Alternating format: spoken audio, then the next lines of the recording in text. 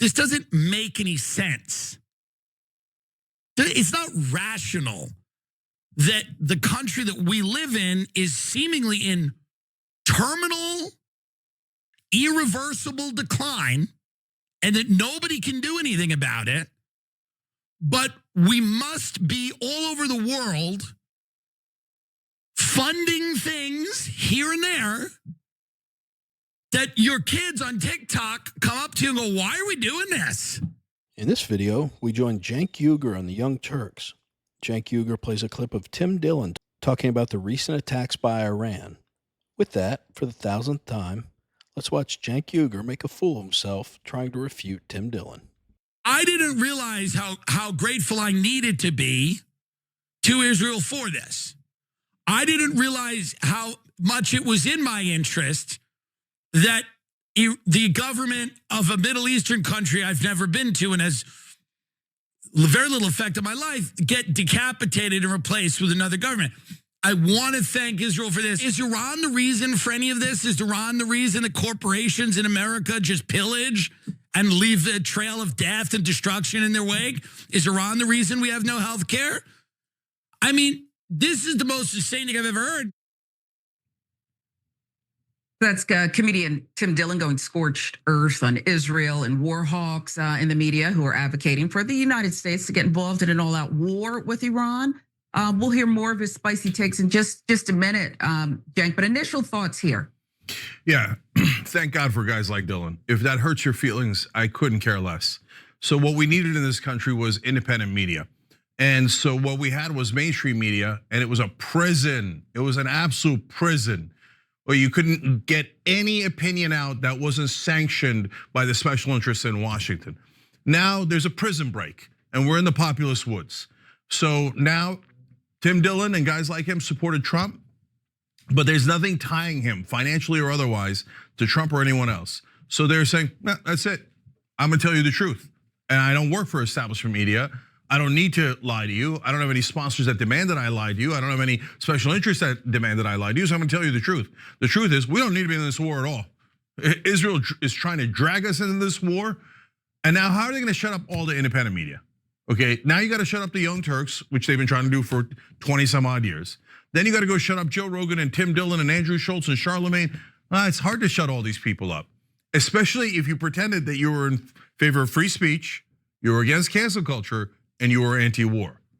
So Donald Trump is in a lot of trouble because he is violating every single core tenet that he promised to his own voters. So let's give you a lot more of this and you see where it's coming from. Yeah, Dillon focused his anti-war argument on the fact that people here in the United States have more pressing things to worry about than Iran's nuclear program. Your own society is declining perpetually, year after year. Annually, things get worse. People are fleeing. And you're out there saying the most important thing to the British working class or the American working class is that the Iranian regime is decapitated with Israeli airstrikes? Can you imagine knocking on the door of a double-wide trailer and grabbing a person who is 5 months away from being homeless in our country and asking them their biggest problem? How? I really like Tim Dillon. I can't argue with a thing that he's saying there. That's the America First idea, right? We got plenty of problems here at home. Why are we going to involve ourselves in foreign wars? And if you think about the recent history of wars we've intervened in or supported in any way, can anyone tell me something positive that's come out of them? And I'm saying that expecting the answer to be no. I cannot think of anything. However, I'm honestly asking, let me know in the comments, are there recent scenarios where the United States was heavily involved that had a positive outcome? Like I said, let me know in the comments. I've been noticing this trend, maybe it's been going on forever, so maybe I've just picked up on it recently, that left-wing commentators have so little to be positive about with their party that anytime there's dissent in the Republican Party, which I personally welcome, I think it's good to have a lot of different perspectives, and people criticize Trump about anything, his voters, Trump criticize Trump about anything, they say Trump's in trouble. MAGA is turning on Trump. It's just not true. The way I look at it is Donald Trump has done more for this country than anyone I can think of in my lifetime. And despite his standing with some conservatives right now and how you feel about him, Elon Musk is up there too. But Donald Trump takes the cake. So when I disagree with him on something, I always do my homework first to understand why he has the position that he does. And most times I understand his position, even if I disagree with it. There are variables that I'm not considering that make his decision to go one way or the other not black or white. But even on things I fully disagree with Donald Trump on, I'm going to judge him on those. I'm not going to judge him on the guy that sacrificed almost his life, almost being put in prison, walked away from a dream life for most people with more money than he knows how to count, and the ability to enjoy his golden years any way he wants. Yeah, it will be a cold day in hell where I abandon Donald Trump because I disagree with his position on one facet of one thing. And I'd encourage others to keep that in mind as well, even if it really pisses you off, something he's done. We have to support this man, if not only just to combat the onslaught of lies about him. We have to tell the truth because, yeah, I have a platform and I'm really glad that I'm able to try to reinforce what I think is important and making sure the party's unified the best that it can be. But we all have an obligation just to tell the truth on a day-to-day basis. Because if we start unfairly supporting Trump less, we will lose the narrative battle, which I think we've been winning for a while now, as you see more and more people waking up and leaving the Democrat Party. Anyway, let's get back to the video. How do you think the word Iran is going to come up much? How did we get in this position? Well, Iran. When your insurance won't cover a knee operation and you have to go bankrupt to replace your hip, is your main concern that Iran be decapitated? This is the craziest I've ever heard in my life.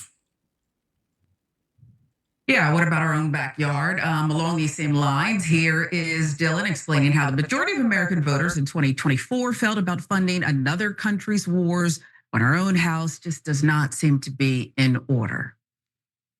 They didn't see commerce. They didn't see families running around. They saw desolate, crime-ridden cities.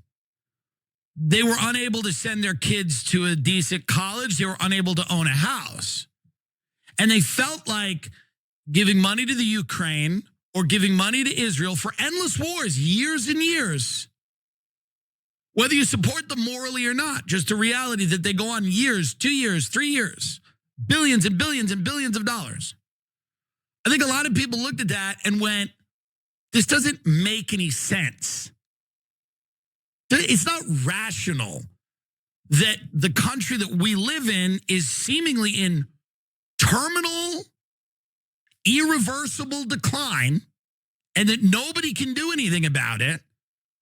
But we must be all over the world funding things here and there that your kids on TikTok come up to you and go, why are we doing this? This baby just got beheaded, and you have to go, well, it's complicated. All right, so there's that clip. And finally, here is Tim Dillon directly calling out the war hawks in the media, the elite, for pushing us into a war that will have no actual effect on them personally. The people that are pushing for these wars, and the guys that are very blasé and casual about them, Thomas Friedman of the New York Times, Sam Harris, all these guys, they're all sitting in beautiful homes. Their wives are playing tennis. The kids are in the pool. They're eating a nice lunch. And they're typing a column about how good If you like watching videos like this one, like and subscribe. We'd really appreciate it. Let's get back to the video. it is that someone somewhere is getting bombed, that someone is laying in their bed at night and bombs are going off. These guys have never been in a war. They've covered wars, whatever that means. I'm sure all these Douglas Murray, they're always at a war. They're always having cocktails at a war, but they're never fighting the war. But they're having cocktails at the war, canapes. They're at a meet and greet at the war. So yeah, Cenk, I watch the cables in the morning and just kind of sample around. I was watching Morning Joe a little bit this morning before I got out the door. It does seem like these are pundits theorizing, and some, generals they have on some people who have been to war, despite what Dillon says. But it just seems like everybody's out of touch with everyday Americans who are looking at this and saying, "What about us?"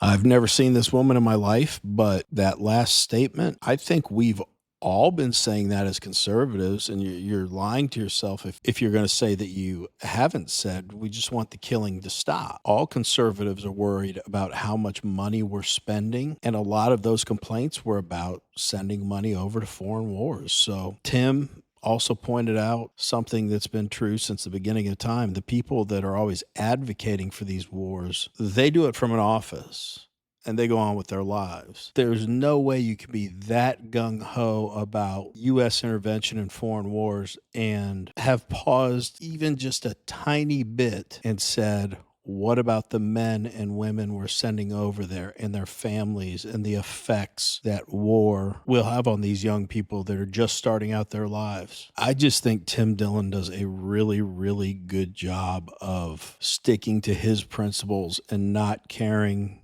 what his audience or anyone else thinks about it, because I agree with Tim on most things because he is a conservative. But even if I don't or only partly agree with him on something, he's a smart guy and he makes great arguments. Anyway, let's wrap it up. Yeah, look, I know I'm unique on this, but I feel like the battle is joined. We've been out here for 20 years, the Young Turks, standing opposed against wars. I've been fighting those guys that he mentioned, Sam Harris, Thomas Friedman, for 20 straight years. Sam Harris, not so, I'm an atheist, but the Muslims are the worst. Wait, you either don't believe in religion or you do. What the hell is this? Muslims are the worst and they believe they're violent and all that stuff. I had a 3-hour debate with him. You can check it out. Thomas Friedman, always is defending the Democratic establishment, always defending Israel, always defending all the wars that we go into. And what do they do afterwards? The mainstream media. They come back and they go, oh, nobody could have seen it coming. Oh, we got lied into Iraq. Nobody could have seen it coming. We'll do better next time, right? Oh, Joe Biden is not young and dynamic. Nobody could have seen it coming. We'll do better next time. And here we are next time in Iran. They're the same exact thing. Iran could get a nuke, and then next thing you know, it'll be a mushroom cloud. Will be our first thing. Oh my God! Any second now. We want to hear from you. What did you guys think about what Tim Dillon had to say and Cenk Uygur's commentary? Let us know in the comments. Anyway, as always, really appreciate you watching, and we will see you in the next one.